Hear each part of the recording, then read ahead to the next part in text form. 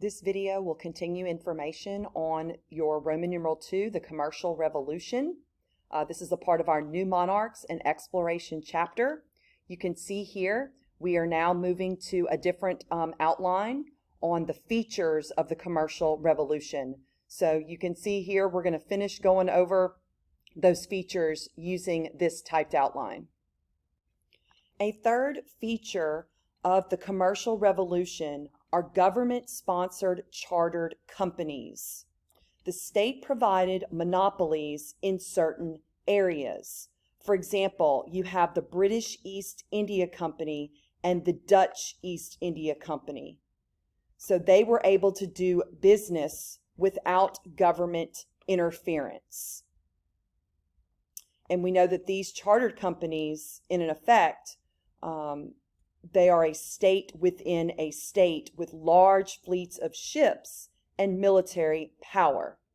So that just means they're going to be able to get goods transported back and forth a lot easier than other countries who didn't have these specific chartered companies. So it's a big advantage for countries that have these. Another feature of the Commercial Revolution is having joint stock companies. With a joint stock company, investors pool their resources for a common purpose. In this case, they're trying to pool all of their resources in hopes of making a profit. And we know that this is the forerunner of a modern-day corporation. Another feature or aspect of the Commercial Revolution are stock markets emerging. The best example is the Bourse stock market in Antwerp. So this is the Dutch stock market. And we know with the stock market, you have investors who have financed a company by purchasing shares of stock. And as the value of that company grew, so did the value of the stock. And so thus the investors profit. So just a quick little elementary discussion on stock markets. We also see during the Commercial Revolution the first enclosure movement in England. So what this means is that wealthy landowners enclosed their lands to improve sheep herding. Thus, the supply of wool will go up for the production of textiles. So when you improve your sheep herding, that means you're going to have an increase in the supply of wool for the production of textiles. Textile is basically anything that's made out of the material of wool and later cotton. Okay, so this is definitely going to help with trade, which of course the increase of trade being the Commercial Revolution. Now, this enclosure movement in England is going to lead to what's called the putting out industry emerging in the countryside for the production of cloth. What happened was when the Enclosure Acts were passed by Parliament in England, some of the farmers couldn't afford to keep their land because the wealthy landowners were buying up all of that land. So some of the smaller farmers got displaced by the enclosures and had to find another way to make money. And that way was to, in order to supplement their income, they would produce textiles while at home, which is what they call the cottage industry. Okay, so the putting out industry, the cottage industry, all of that is tied together. You're going to hear so much more about these details when we get to the agricultural revolution at a later time in this class. But this is just another feature of the Commercial Revolution. Also, we see new industries such as cloth production, mining, printing, book trade, shipbuilding, cannons, and muskets. And we're also going to have new consumer goods such as sugar, which is the most important, rice, and tea. It's hard to read this, but this says tea, the type of tea that the English would drink. The last feature of the Commercial Revolution is the economic system itself, known as mercantilism. Remember we said earlier the rise in capitalism will be a major cause of this commercial revolution. Well, mercantilism was the economic system in Europe before capitalism replaced it. The goal of a mercantilistic economy is for nations who are hoping to get economically self-sufficient. So what that means is countries do not want to have to completely rely or depend on other nations for goods. These countries sought economic self-sufficiency. The strategy to meet this goal is for a country to create a favorable balance of trade where their country's exports are more than they import.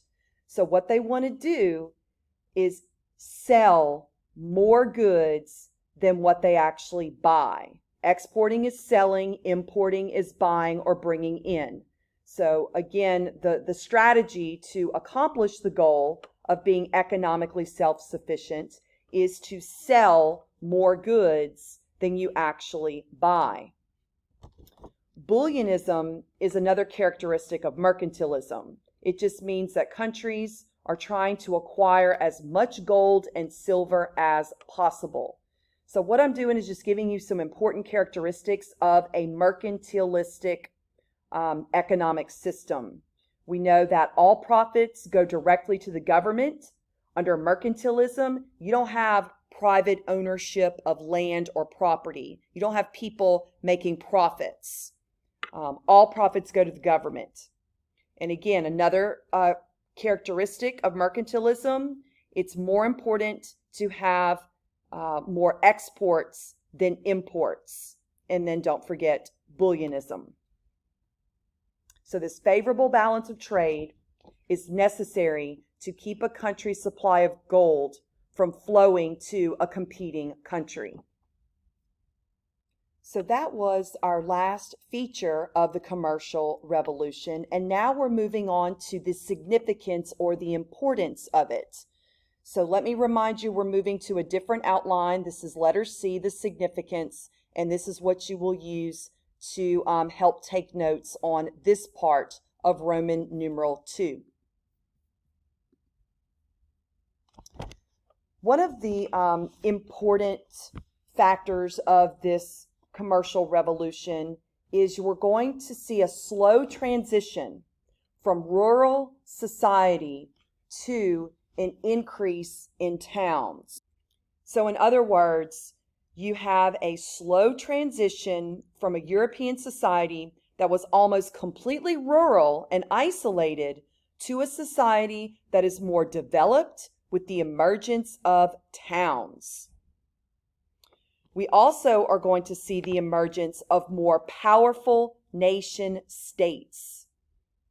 Okay, again, that kind of ties back to the whole new monarchs that we went over at the very beginning. The commercial revolution brought about the age of exploration as competing nations sought to create new empires overseas. More about that coming up in section 3, but definitely make that connection with the commercial revolution helping to bring about this age of exploration, because you've got countries who are competing, wanting to create new empires, which means more land and more power. Remember when we were going over the causes of the commercial revolution and we said that the price revolution was one of those causes? Well, this gives you some further information of why it is so important for the commercial revolution. The factors. So on your 4A, make sure you get these factors of the price revolution. We see rising population of Europe increase the demand for goods, thereby increasing prices. Okay, so we already know the price revolution, we're going to see prices rise gradually. We see inflation, okay? But one of the factors of that is this rising population in Europe. That will increase the demand for goods, thereby increasing prices. So it's almost like what you learned in economics. When you have a high demand and you have fewer goods, you can increase the price. All right, another factor for the price revolution is you have an influx of gold and silver from the New World. Now notice this says it is a factor, but not the major factor for why the price revolution occurred. So you might want to make a note of that this is one of the factors, but it's not the major factor. Inflation stimulated production as producers could get more money for their goods. And then little c, we need to have those who were affected by this price revolution. You can see here the bourgeoisie acquired much of their wealth from trading and manufacturing. So that's going to cause their social and political status to increase.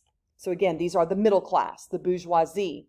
They acquired much of their wealth from trading and manufacturing, and that will end up causing an increase in their social and political status.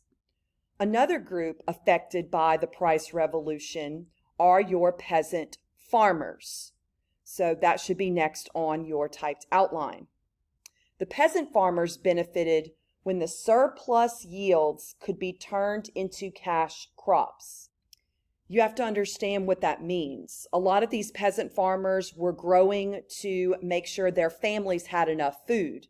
But if they had any leftovers, like a surplus in what they grew, then that could be turned into crops that could be sold. Of course, cash crops. The other group that was affected by this price revolution was the nobility. It says here that they suffered a diminished or reduced standard of living as their income was fixed. You see, the nobles' income was based on feudal rents and fees. So that's not something that they could raise at all. They didn't have any control over that. So unfortunately, they are going to, like I said, because of their fixed income, they suffer a diminished standard of living in this inflationary economy. Another importance of this commercial revolution is that the bourgeoisie, the middle class, grew in political and economic significance. So this is just some specifics about, where this is happening and just some details. The fact that they grew in political and economically was first evident in the Italian city-states during the Renaissance.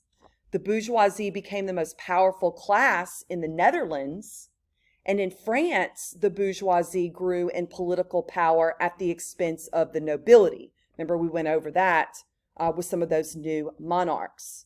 They also exerted increased influence in English politics. So these are just some examples of how we know the bourgeoisie were growing in political and economic significance. Finally, we see as an importance of the commercial revolution, this increased standard of living, especially among the upper and middle classes. This says classes. Sorry, it's hard to see right there. So there's like a greater variety of foods and spices and utensils, especially among the upper and middle classes. So this brings an end to Roman numeral 2 of our typed outline on the commercial revolution. I know it wasn't the most interesting information, but it was important, and that's why we have to go over it. Now we're going to move on to something I'm hoping will be a little bit better in interest, the age of exploration. So that is a part of this chapter we're going to move into next for section 3.